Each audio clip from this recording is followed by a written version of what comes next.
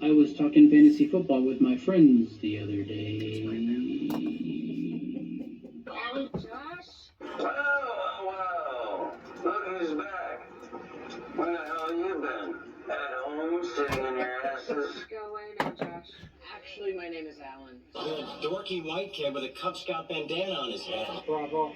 Echo. November. Tango. On. One of these days I'm gonna be out Cub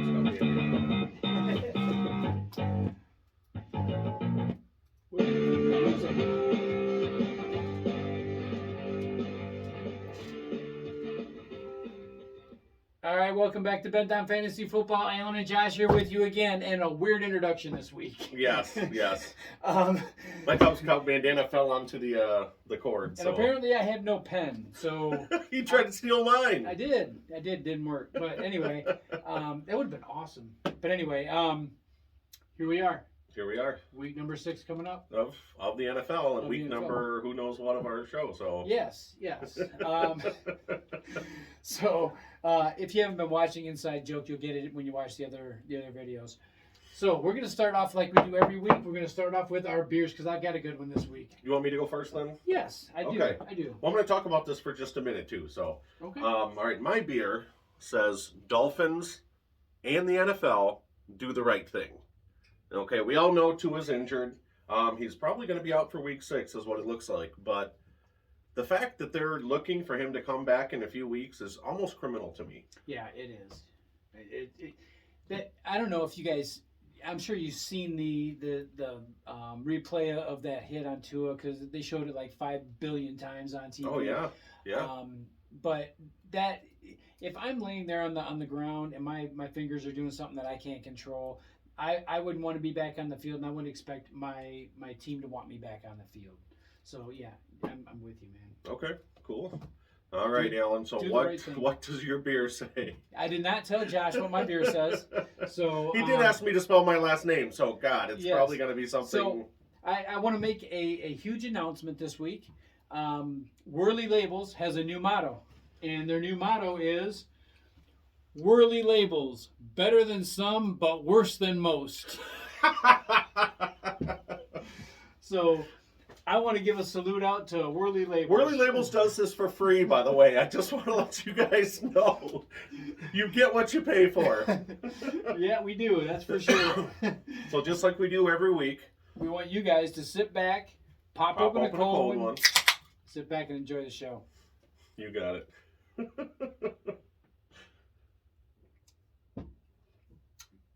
I Here we think if go. we want better quality, we should probably give that Whirly Labels a raise, don't you think? Or at least paying a raise from 0 is Here's your raise. Okay. All right, we got a lot of stuff to talk about this week. First thing we want to talk about though is we want you guys to like, subscribe, and share. I know we say that every week in and week out a couple times, but we really do want to grow this a little bit, and we do want to be a little bit more able to do the things that we want to do. Yes. We got some really creative ideas, and we need your help to get there. So please like, subscribe, and share. Make sure you get the word out about Bent on Fantasy Football. Yes. And we do this for you guys. Right. So. And because it's a lot of fun. And because it is a lot of fun, yes. So let's jump into our gut this week. Okay. Do you want to get it started? Yeah, I'll kind of talk about this a little bit. So Josh and I got bent about the same thing this week. We what's got us bent this week. Keep in mind though too. I'm sorry to interrupt you. Yeah. But we don't know what's got each other bent until right before the show. Right. And he said the same thing as I did. I had it written down, and I said, "All right, let's do it." So yeah, we kind of separately agreed to do, or we separately decided to do this and agreed to do it together. So what's got us bent this week is the whole Davante Adams situation. As you guys probably have seen and heard, walking off the field after that bitter loss on Monday night, Davante Adams pushed the cameraman and knocked him down, and there was a lot of injuries and so forth. You can go into that a little bit more, Josh. Now, about 6 hours ago, a news outlet reported that he's actually facing misdemeanor assault charges. Apparently, the gentleman he shoved down is experiencing whiplash and concussion-like symptoms. Now, the first thing is you're a world-class athlete, okay, who's lifting weights every day. You're in much better shape than any of us. He didn't shove him that hard, yeah, but he's a lot stronger than most of us. Right. So it's not going to take much to shove down an average person like us. Yeah, and you don't know what's behind that guy. If there could be anybody behind him or anything behind him, and just to thoughtlessly just push somebody out of the way like that, man. I mean, I was just telling Josh right before the show. I said when I was in middle school, I was a wrestler, and I got really frustrated after a match one time, and I punched a locker. The only good thing that came of that is that I didn't punch a person. That would have been the easier thing to do because there was people everywhere, and it would have been the easy thing to do. But fortunately, I was smart enough to not do that. And being a pro athlete, you got to kind of take that into consideration. You got to number one, you're a role model. Number two, like Josh said, you're physically in much better condition than anybody you're pushing down on the way to the locker room. So you really got to take that into consideration and think about what you're doing. So Davante Adams, if you're listening, He's not. and I know you're listening, No, he's probably talking on the phone with his lawyer right now. He doesn't have time to watch this. let me tell you one thing. That's not the way to behave as an athlete. So, yeah, that's what's got us bent this week. Yeah. You want to move on to the We one of our favorite segments. One of our favorite segments. We started at the beginning of this year because of the huge numbers Cooper Kupp put up last year, and we've said it since the beginning of the season. This could be a historical year for Kupp with the number of targets, catches, and yardage, touchdowns. Yeah. Now they put up I was going to say pretty, but really, really cruddy game. They got blown out by Dallas at home. They only put up 10 points. However, now thinking about that, thinking about how that went, you would think, if you didn't look at any stats or anything, you'd think that the centerpiece of that offense was probably the reason that they didn't win. And we said the same thing last week too. Remember when they failed to put up a lot of points? Yes, exactly. So what actually happened, Josh? Well, they put up 10 points. The only touchdown, no surprise, was to Kupp. 10 targets, 7 receptions, 125 yards, and a touchdown. Ooh. I don't think the entire offense did much more than 125 receiving yards. So year to date, through 5 weeks, 64 targets, 49 receptions, just under 10 per game. That's elite wide receiver 1 status. Yeah. 527, so he's averaging almost 106 a game, and a touchdown a game. So he's got 5 so far. Over the course of a season, 17 games now, we're looking at 218 targets, 167 receptions, just under 1,800 yards, and 17 touchdowns. That's crazy. Yeah. That's not even fathomable. It really isn't. Now, we saw what Kelsey did the other night with 4 touchdowns. If Kupp has 1 touchdown, or one of those games, 2, 3, 4 touchdowns, it's going to skew those numbers even higher. Right. Yeah. It will.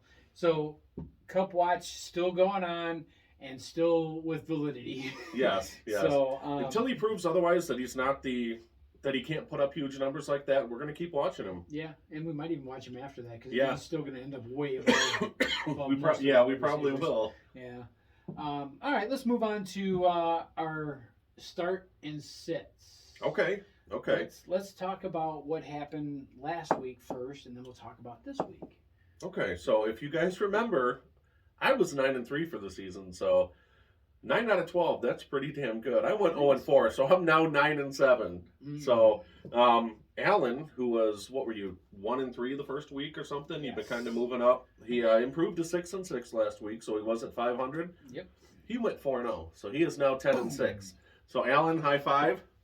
All You're right. officially the leader right now in start sit. I'll take it. Until after these games, of course. Mm. So yeah, I really screwed the pooch with my start picks last week. You did. Yeah. But it's a fresh week. So I went first start last week. So this week Alan is going to go first with his starts. And there's some really interesting ones I really like. I've got some good picks, I think, this week. So I'm going to start out at quarterback, and I'm going to go with Jimmy Garoppolo. Okay. If you look at They're playing Atlanta, by the way. Oh, yeah, they are. if you look at Garoppolo's matchup, I was going to say with Atlanta, Atlanta is the fourth worst team in the NFL against quarterbacks. If you look at Garoppolo's only played 4 games this season so far, right? So if you take that, and he's ranked pretty low as far as quarterbacks go overall with that 1 game missing. But if you bump him, if you take his average yards and you bump him up the ladder for that extra game, he moves ahead of some big names. Well, he's got 2 talented receivers there. He's got a great tight end. I mean, the weapons are all around him. Absolutely, and almost any quarterback could be, well, except maybe Mitch Trubisky, could be really, really aggressive and really, really successful in that kind of an offense. Especially against Atlanta. Yeah. Through those 4 games, he's got 5 touchdowns, so more than 1 touchdown per game on average, which isn't bad considering he sat the bench for a game. Yeah. Atlanta, I think, is averaging like 270, 280. I think it's 278 or 277 yards per game. Passing yards, right? Passing yards, Okay. correct. Passing yards. So that being said, the matchup is there. San Francisco's on a roll. I think Garoppolo's going to have an awesome week this week. Okay. And I do like that, especially considering the team that they're playing. They just can't seem to stop anybody through the air. Right. You want me to go on to my... Yeah. Okay. Yeah. What do you got next? All right, so I got a little bit of a surprise for you guys. For my start this week at running back, I've got Brian Robinson Jr. He came back last week from injury, so he made his debut. He was on snap count. So that being said, Washington's offense wasn't exactly explosive. Right. So that being said, he actually got the most carries of anybody on the team, even being on a snap count. So they're at least directing you right in the way of him being the big workhorse for that team, and they're playing Chicago. Yes. So major advantage. Chicago's defense. Put it like this: if Chicago's defense, when it comes to the run, was a dam, Chicago would be flooded every week. Yes. So, and the funny thing is, Alan and I were talking before the game. Washington's a 1-4 team, so they're not world beaters. In fact, they're pretty bad. They're playing on the road Thursday night at Chicago, and it's a pick'em game. So even the experts are looking at Chicago and saying, "Yeah, we don't really have much faith in you." we got that game on the WOMF too. Yes, I think it's probably in purple. It is Yes, purple. it is. Okay, Yeah. because purple's the worst. But no, I do like that, and I think Brian Robinson. We mentioned this a little before the show when we were talking. I think he's going to get a lot of that passing down work too that McKissick is now taking. Brian Robinson, he's done it throughout his college career. He's a great blocking, passing down back. If he's fully healthy, he's going to be the number 1 workhorse there for sure. You know, the only thing that really concerns me is the passing downs. I think McKissick is probably their like specialist. Like the Bears a few years ago had that little Tariq Cohen. stick, yeah. Tariq Cohen doing the same thing, and I think he's going to be at least part of that as far as the passing part of it goes. He's their passing expert, if you will. I think Brian Robinson. I'll argue with that. I think Brian Robinson is going to eventually take over that role. You know, given maybe, he's fully healthy. And maybe that could be, but at this point, that's where we stand. That's the only thing that concerns me about my pick. But we'll see. We'll play it out against that Chicago defense, ranked 31st. Yeah. So they're not the worst, but they're really close. Let's move on to wide receiver because I don't want to knock the Bears anymore. Yeah. Tyler Lockett's who I have for a starting wide receiver this week. Okay. Excellent matchup for them. They're playing Arizona. No offense. They're playing Arizona 20th against the pass. Against receivers, excuse me. He's probably going to see coverage from Marco Wilson or whoever, whether it's Budda Baker, whoever it is in the middle at safety. So the matchup's going to be pretty good for him. Geno Smith tearing it up, lighting up the skies. Yeah. In fact, and as much as it pains me to say this, if I would have, I thought I would start this week, so I actually had Geno Smith, who I'm starting over Aaron Rodgers this week. My Cardinal defense is horrible, so I can see them getting lit up pretty good. Yeah. Again, a lot of opportunities there. There's a great matchup. I just think it's going to be the way to go this week. Okay, I like it. Let's move on to tight end because I looked at tight end matchups this week and I thought, Actually, none of them are very good. So I think it's going to be a rough week for tight ends. I'll say that. But I did pick Gerald Everett. Okay. He up until last week, he had been on a roll, having a good season. Had a pretty rough week last week. One catch, or I'm sorry, 3 targets, 1 reception, 2 yards. Yeah. So pretty bad, but he's not the kind of tight end that you're going to keep down either. San Diego's offense is a motor. I think that offense has been struggling completely as of late. So we'll see if they can get back. It's a machine. Yeah. The machine's broken. It's out of sync. But once they get it in sync, they've got a lot of good weapons and they've got a lot going on. That's one of the most high-powered offenses in the league. Absolutely. So I'm going to give you a bonus this week too. So this is not a start 'em or sit 'em, but I'm going to give you a name at tight end that I want you to remember and keep an eye on this kid. His name's Cade Otton. He's with Tampa Bay.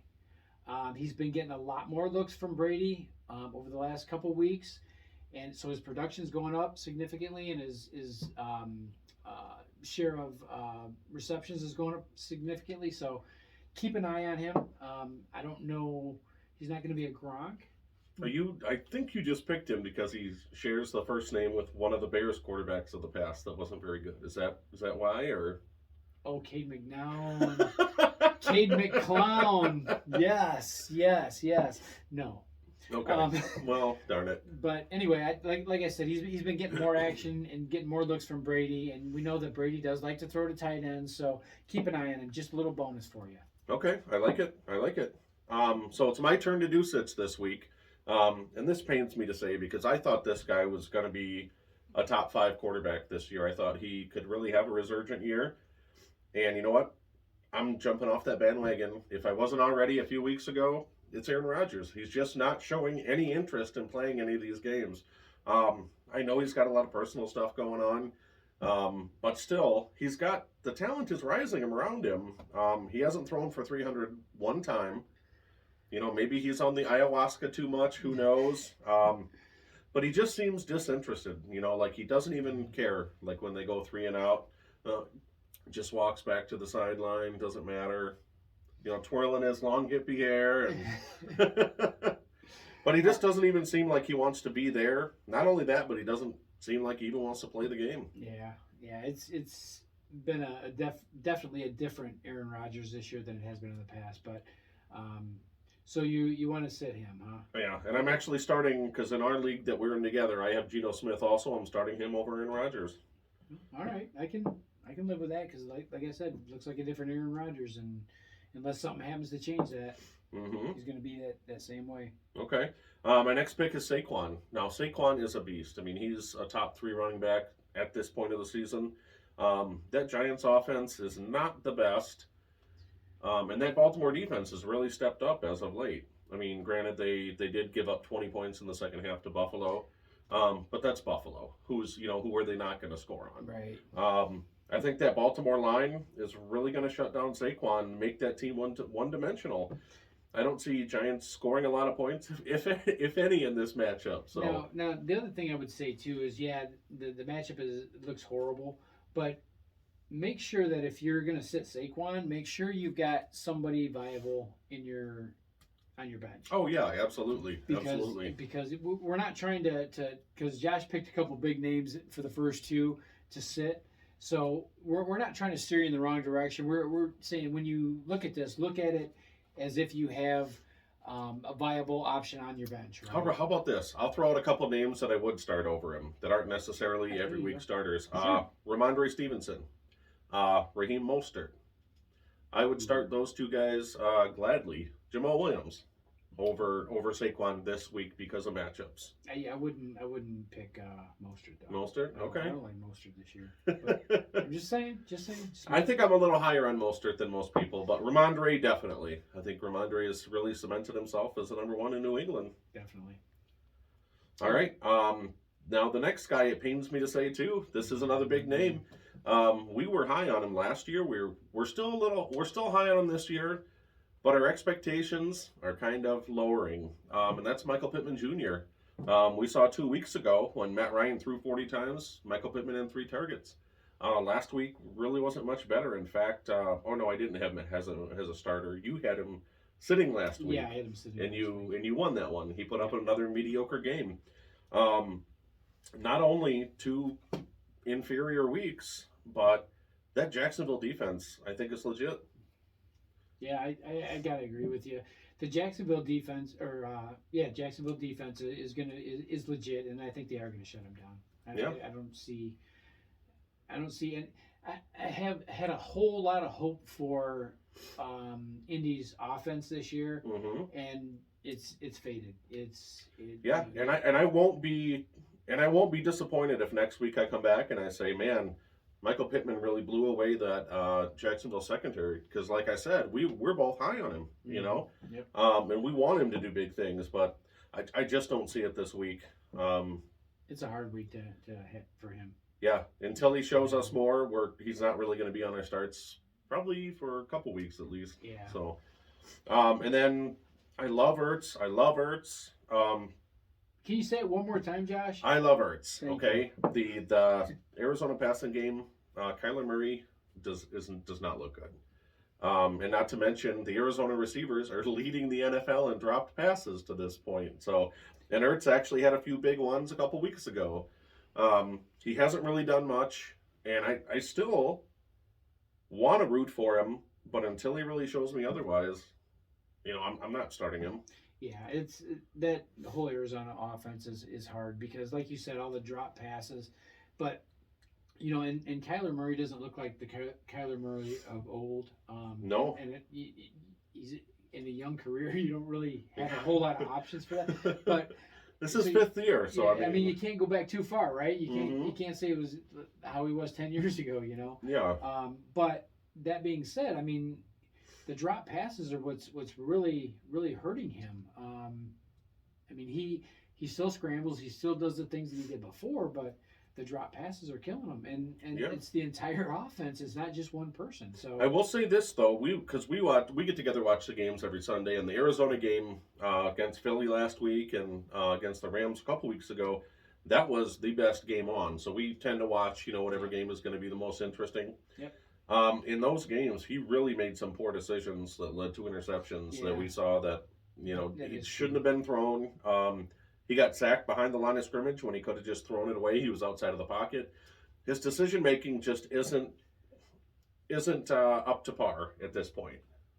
And I think he's rattled. I think the whole offense has been a disappointment, and I think that's rattled him. He's used to having things move a little bit smoother and people catching the ball. Yeah, that's the big thing. People catching the ball. At least a little better protection, things like that. So I think he's rattled. If they can calm things down a little bit there and start catching the ball and start doing some of the the blocking they need to do, that type of thing, I think he'll be a little bit better and a little bit more comfortable. And sitting Ertz is a good idea for a while. And I agree with you. I agree with that assessment. But I really hope they get it together. It pains me almost every year. The Cardinals suck, and I don't like to see that. So yeah. Al and I were also talking Sunday. Remember I was telling you about my buddy who has season tickets out there in Arizona? Oh, Yeah, a buddy of mine, Sean, who was in one of my Arizona league for many, many years. About 10 years ago, him and his wife and his family started getting the season tickets to the game, and they couldn't go to every game. And those tickets were in such high demand. I mean, they were going for 1, 2, 3 times face value. I talked to him last week, and he said, I can't even hardly give these tickets away. I mean, that just shows you the state of the Cardinals right now. Yeah, they're definitely in a situation where they're in a transition. They need to turn the corner. Once they do, as far as some of these little things that they're not doing right, it'll be a different game. But until then, there's you'll probably see a lot of sits from Arizona. So we're in the same boat with the Bears and the Cardinals. We are. Sit the Bears defense every week too, by the way. Wait a minute. First of all, you don't sit the Bears defense. If you own the Bears defense, then you need to get bent. So they shouldn't even be owned in a 12-team league. Maybe in a 32-team league. I don't even own them. I know. And I'd be the one to own them if anybody did. Yeah. All right. So let's move on to. We actually got your tight end already. So yeah. Let's see. Where do we want to go with this? This is our new favorite segment. Womp. Womp. Womp. And what does that stand for again, Alan? Wheel of Miss Fortune. Now, we're going to have a surprise for you guys coming up soon. We don't Oh, know yeah. when. We have Miss Fortune, actually. Miss Fortune may Yes. make an appearance on Might there. make an appearance on Yeah, this show. Yep. We're working on it. So this is our third week doing this. Each time we're going to spin twice, and we have to pick one way of the spread, and one way we can't do money lines. We got to take the spread one way or the other, and we got to take the over under one way or another. Yep. So last week, How did we do? last week we were going over the results from the previous week. So this is week 3. So Alan went 3-0-1, 1 no contest week 1. So he started off on fire, 3-0.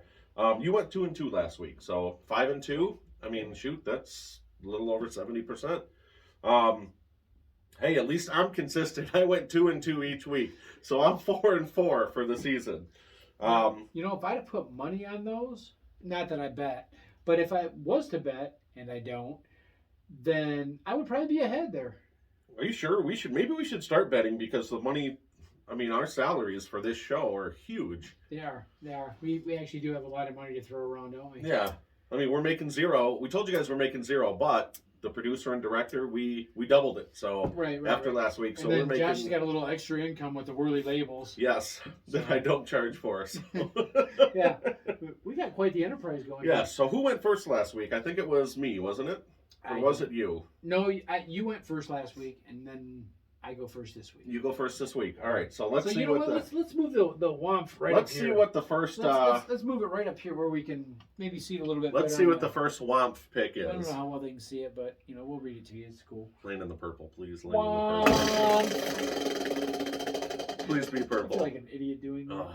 It's the blue one because it didn't flip over to the next one. So it's Tampa Bay versus Pittsburgh. Okay. And Tampa Bay is favored by 8. And the over-under is 44.5. Ooh. Okay. So what do you think? Tampa Bay on the road, an 8-point favorite. For the spread, I'm gonna say that.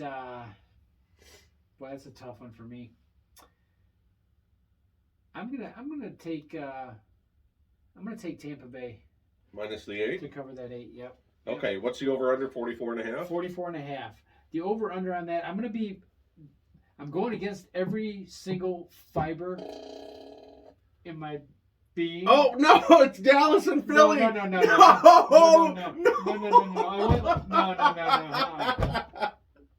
All right, fine. We'll give it to I don't know him. what you're talking about. It never moved. Oh, again. Anyway, so the over/under, I'm going to go with against everything that I believe in, and I'm going to say over. Okay. I knew you were going to do that once you said everything against my fiber. Yeah, because I don't see Pittsburgh scoring that many points, but I've got Najee Harris, and I'm betting with my head or my heart. I think my Pittsburgh head. and the Giants could be up for the least amount of points scored this week. All So, right, now I want you to womp. all right, I'm gonna womp. All right, so Minnesota versus Miami. Minnesota minus 3.5 over 45.5. Without Tua, I think this game's a no-brainer. I like the Minnesota minus 3.5. Now the over/under. Minnesota is not a world beater by any stretch. They did put up 51 against the Bears and gave up 22. I'm sorry, against who? The Bears. Okay, that explains And they it. gave up, but they did give up 22 to that Bears offense. So I like the over 45.5. I mean, I think it's going to be heavily on Minnesota's end of that scoring. Probably. Could be 31-17 or 38-10, something like that. But I think, I really like those picks. Yeah, most of the points from the Bears are probably field goals. Anyway, Didn't he kick like 18 field goals or something? probably. Yeah. Probably.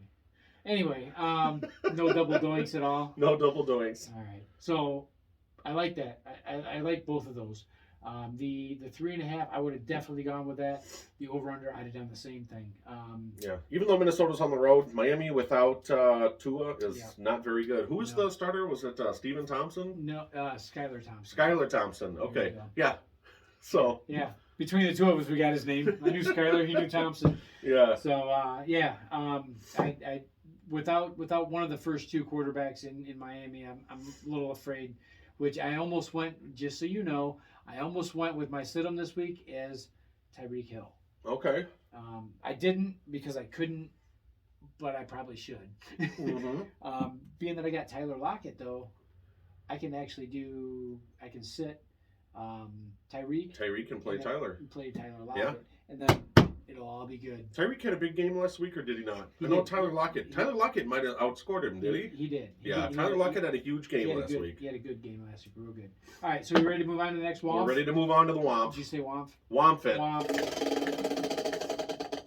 Like an idiot saying that. God dang it! I wanted it to land on the. I wanted it to land on that one right there. And if you guys can't see that, that's Washington, Chicago. Yeah. But it didn't. So. No, it didn't. It will in a minute though.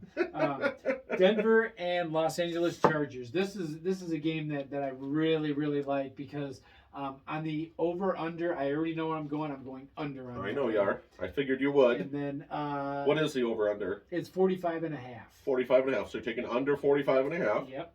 And then on the Chargers are favored by 5. So on that one, I think I'm gonna go with Denver to cover that spread. Ooh. I know. It's gonna be a close game. I think. I really do. Yeah. Until the Chargers, unless they start throwing to my tight end Gerald Everett, then. Yeah, I'm just not sold on that Denver offense. Alan and I were talking before the show, and someone in our league actually offered me a trade, straight up, Russell Wilson for Geno Smith. Now, any other year, you would have said, "Is this guy on something? Why is he going to give up Russell Wilson for Geno Smith?" Yeah. I declined it because I don't know what's going on with that Denver offense. I have no faith in him Yeah. at this point. So I'm with you. All okay, right, so your turn to Womp. I'm gonna womp it real good. Oh, it's purple. It's not the Bears though. So It's a okay. Jackson, Indy. Jacksonville, Indiana, or Indianapolis. In Indiana. Yeah, it is in Indiana. So we got Indianapolis -2 at home, over under 42. I'm going to take Jacksonville plus the 2. I think they're going to beat them pretty handily. Jacksonville can score, and we've seen that the last couple of 2-3 weeks. So I like the over 42 and Jacksonville plus 2. The Indy at -2 just really surprises me because I feel Jacksonville's gonna, like you said, they're a good offense, and I think at some point they're gonna explode. It might be this week too. We'll see. I don't know. We'll see. And what did you take on the over under? I took over 42. Over 42. Yeah. Good call. Now, going into the season, we would have guessed that would have been like, what, 10 or 12? Yeah. Yeah. But a lot more. Indy really hasn't shown us much, and Jacksonville actually has a coach that doesn't grope women in the bars. yeah, that's true. Yeah. Now, you know he's on Fox Sports now as a commentator. I'm gonna keep my. We don't need to say anymore. I'm gonna keep my opinions about networks and commentators to myself, but we do want you guys to like, subscribe, and share. Yes. Not to change the subject or anything, but Yes. let's get Womp out of the way here. Let's get Womp out of the way. Let's move Womp down here. All And I right. can't wait for them to meet Miss Fortune. This is going to be awesome It soon. will be, yeah. You guys gotta definitely tune in for that. We'll let you know when it's coming up soon, but we don't know exactly when. We got to get her in here and I think her schedule's pretty booked, so it's get going to be her- hard to get her in. get her dressed or undressed, whatever. Oh my God! Just stop. Well, this is not a family-friendly show. We got beer and everything. Check it out. Oh wait, you put alcohol in my beer? No. Okay, I good. would never do that to you. Oh, Josh. thank goodness. So, that being said, I think we're pretty much ready to wrap it up. Yeah, I don't have anything else. I don't either. Oh, one interesting fact. What? We talked about Devontae Adams got us Gubb. Yep. But an interesting fact that I found out, and I shared with Alan, that Randy Johnson is actually an NFL photographer on the sidelines. Wow. Wow. So the big, the big unit. Always got to put that Oh my in God, there, the yeah. big unit is actually a sideline photographer. I wonder what would have happened if Devontae Adams shoved Randy would've been Johnson. awesome. That would have been funny to see, but Yeah. as long as he didn't get hurt. But Yeah. Randy Johnson or Devontae Adams? I don't know, dude. Either one. So Well, Randy Johnson could have just stepped over him, I'm sure. yeah, that's true. Or put his hand up like that on his head so he couldn't. That's awesome. All right. So Yeah, that's all I got. that's all you got? All right. Well, there's only one more thing that I got. What? Get bent. On fantasy football.